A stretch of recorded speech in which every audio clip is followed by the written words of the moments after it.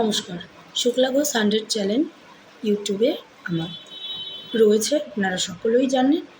এখানে একজন দাদাভাই আমাকে কমেন্ট করেছে, ভাবলাম তার রিপ্লাইটা আমি মেসেজ করে না দিয়ে সরাসরি ভিডিও করে মেসেজটা দিই।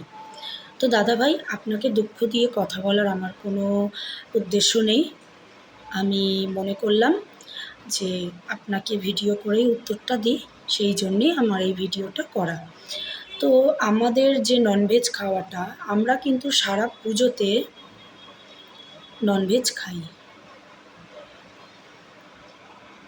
কিন্তু অষ্টমী এবং দশমী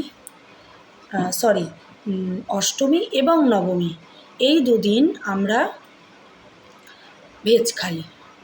এমনকি আমার ছেলে মেয়ে ছোটো দুটো বাচ্চা, ওরাও ভেজ খায়। দশমীতে আমরা ননভেজ খাই, কিন্তু এইবারের দশমীতে আমরা ননভেজ খাইনি। আর এবারের যে দশমীটা আর প্রতিবারের যে দশমীটা সেম দিনেই কিন্তু হয়।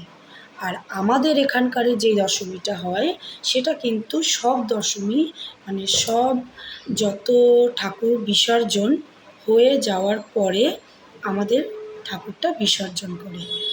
তো সেই দিনে আমরা আমিষ আহার করি। তো সেই দিনকেরই ওই আমিষ আহারের ভিডিওটা ছেড়েছিলাম। কিন্তু আমাদের বাঙালি মতে যেই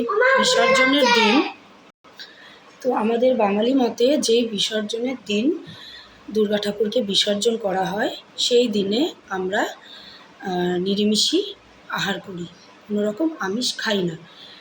কিন্তু ওই দিনের যে ভিডিওটা আপনারা দেখেছেন, যেটা মাটন রান্না করা হয়েছিল, সেটা কিন্তু সব দুর্গা ঠাকুর বিসর্জন হয়ে যাওয়ার 3 দিন পরের ভিডিও। কারণ আমাদের এখানে বড় দুর্গা পুজো হয়, সেই দুর্গার প্রতিমার ভাসানের 3 দিন পর বিসর্জন দেওয়া হয়। তো সেই ক্ষেত্রে আমরা আমিষ খেতেই পারি।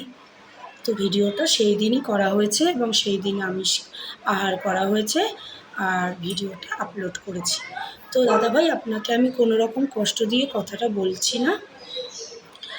তো অলোক দাদাভাই, প্লিজ যদি আমার কথায় আপনার কোনো খারাপ লেগে থাকে আপনি ক্ষমা করে দেবেন, এবং ভিডিওটি আপনি যদি দেখেন তাহলে প্লিজ একটি রিপ্লাই করবেন। ধন্যবাদ।